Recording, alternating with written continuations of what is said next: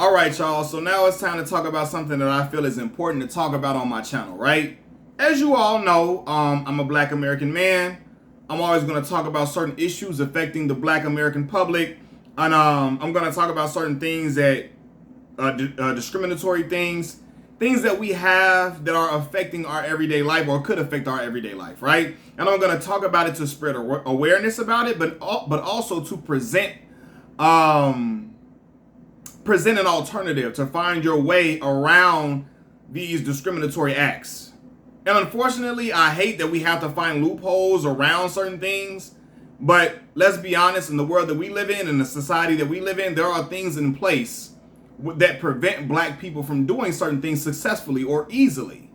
So with me knowing that, I want to spread awareness about certain situations so that we can be aware of what could happen to us, and that we can also learn or know other tactics around these situations. So here's the story.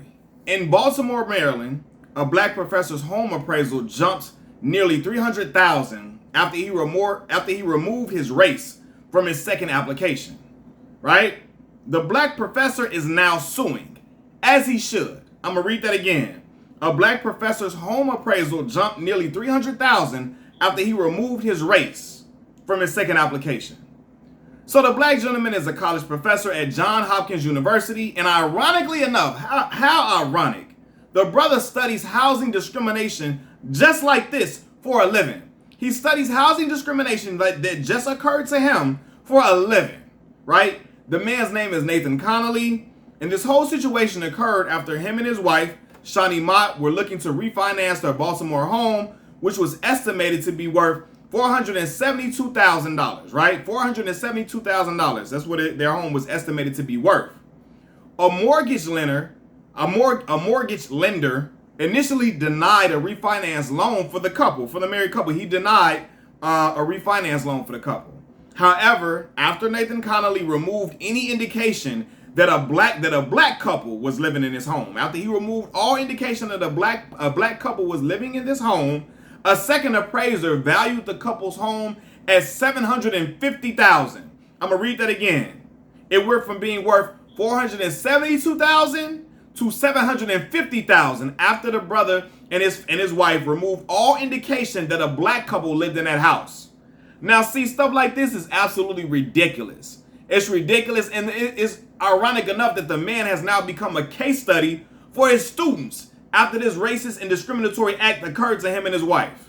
Now he's become a case study for his own students after a situation like this. It's sad and ironic, all wrapped up in one, right? But it really doesn't surprise me at all. Stuff like this has been happening for a very long time. It's been going on for a long time. It still happens to this day, as you see. Except when Black people say it, when we talk about it, we get called race baiters, right? The dominant society, we get called race baiters. The dominant society and other bootlicking Sambo Negroes act like it's a narrative that we just pulled out of thin air. Like we just made all this stuff up. Like we just grasping for straws to make white America the villains. Like we just made stuff up. And then they go and tell us to just pick ourselves up by the bootstraps. Excuse me. They tell us to pick ourselves up by the bootstraps and everything should be okay if we just work hard and pick ourselves up by the bootstraps. Well, obviously, this Black family here is working hard as hell. He's a professor at Johns Hopkins. They don't just give them jobs out to any old Joe Smo off the street, right? And I'm sure his wife is successful as well. They haven't said what her occupation is. But nonetheless, they're living the American dream, trying to achieve it, trying to do everything they can, and they just want to live good, work hard, and live good. And we got a situation where they facing housing discrimination like this. For real. Like, come on, fam. And all because of their race. There's no other indication. Nothing else changed in the application. He just removed all indication that this was a Black family living in his home. And the appraisal jumps nearly $300,000. Come on, fam. For real. Like, come on. Wake up. Wake up. This is a for real thing. So when people tell us, oh, Black folks just making stuff up. Oh, they race baiters, race baiters, race baiters. Don't let people punk y'all. Do not let people in the dominant society punk y'all from saying the absolute truth. It's the truth. Speak it and speak it loudly. Speak it loudly. Don't be afraid. Don't murmur it or nothing like that. Because there's no other thing that this could point to but race. Because I notice in certain situations, you have certain people, talking heads on television, certain networks, they love to try to say, they try to figure out anything else it could possibly be but race. It was because the guy has glasses on. It's just because of that. It's because the guy has a crooked nose. That's the only reason why they did. Get the hell up out of here. It is what it is, and it's right in your face. But you got certain individuals, and it'll be certain individuals in the dominant society and certain bootlicking Negroes like Jason Woodlock will get on TV and try to say, oh, it wasn't because of race. It was just because of the guy. I mean, maybe they have one child, and maybe it's too many children living in a house. Some dumb shit like that he'll say. To try to point at anything or grasp for straws to try to absolve race from it completely, to try to take race out of it completely, when all indications point to it only occurred. This only thing that was different was race. Everything else was still exactly the same.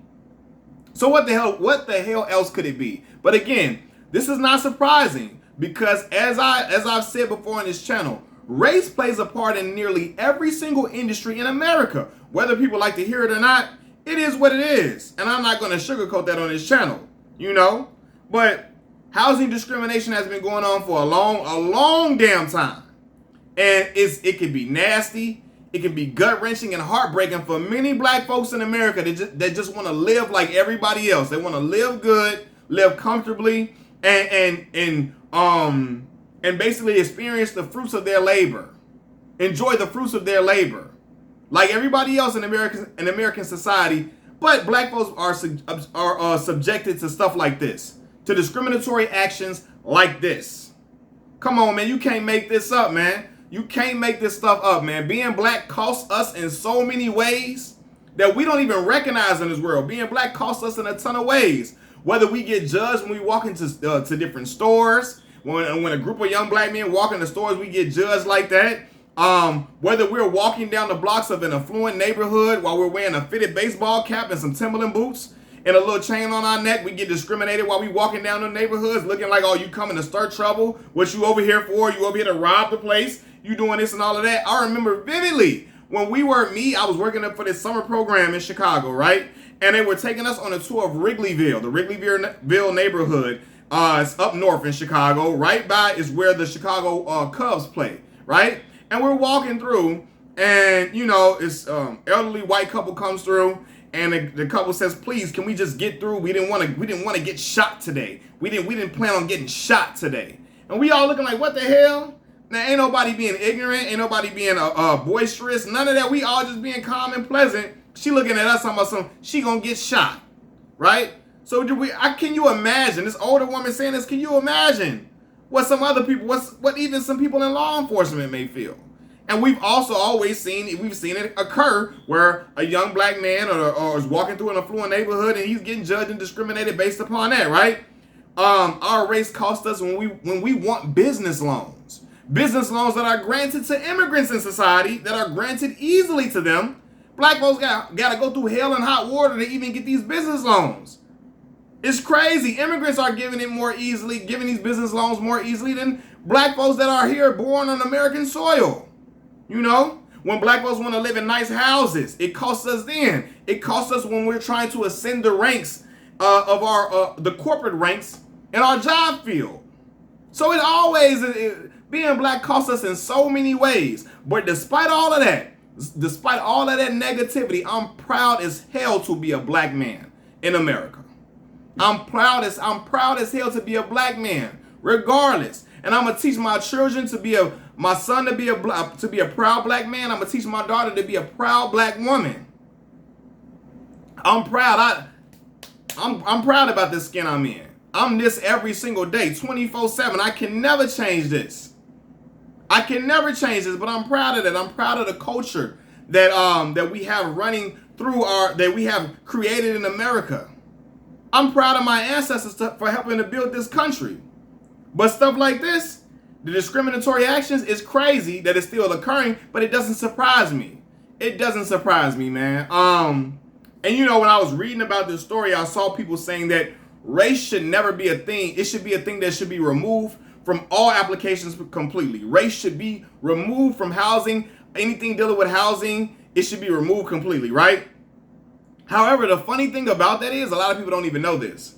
Their race is listed on these applications to actually identify racism. They're listed to identify racist acts.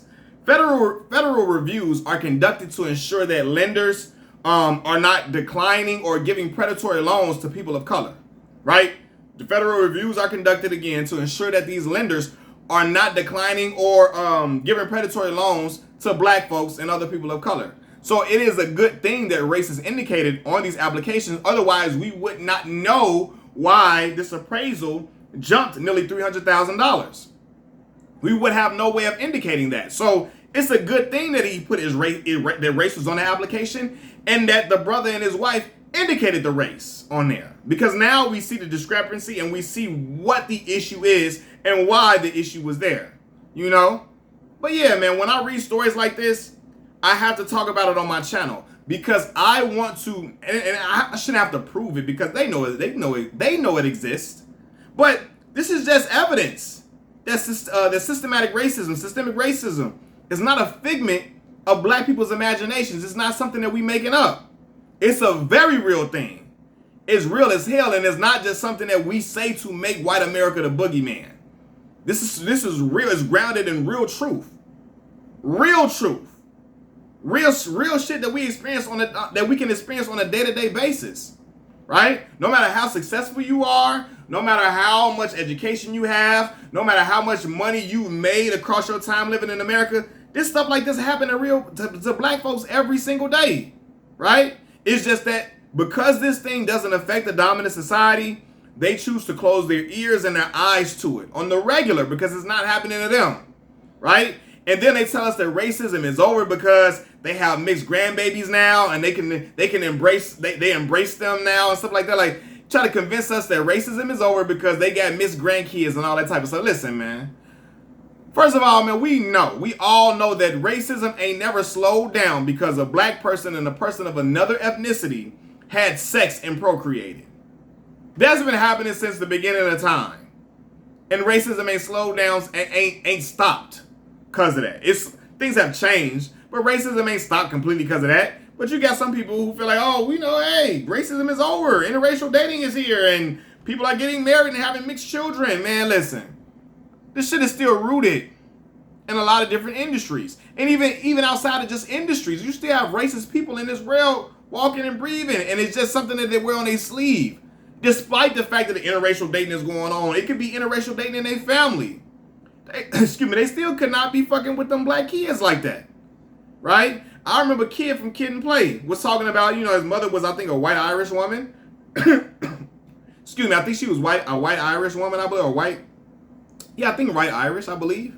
Right? His father was a black Jamaican man. Her mother had a baby with a black. His mother had a baby, of course, had him with a black Jamaican man. And he said after he was born, he don't even know his grandparents one bit. He never spent no time with them. They don't know him. They don't know him. He don't know them. When his mother died in a horrific car crash that he was in with her, he lived and she died.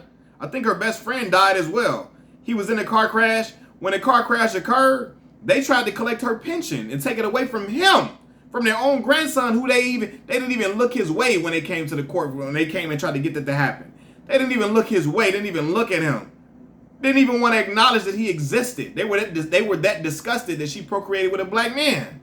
So all in all, we got mixed grandbabies, and even though I know that was a while ago, this shit, people still don't care about that no more. You know what I'm saying? But nonetheless, back to this story, man. I'm glad that this brother and his wife are about to sue. Y'all get y'all money, as y'all should. Get all y'all bread.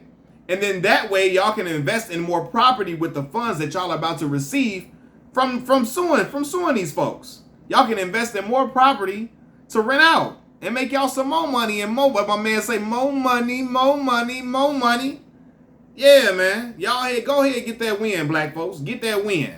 Because the stuff that happened to them is ridiculous in every single sense of the word, man. Y'all let me know what y'all think about this story in the comment section below. Like the video, subscribe to the channel, Machiavelli Mills TV. I'm out. Peace.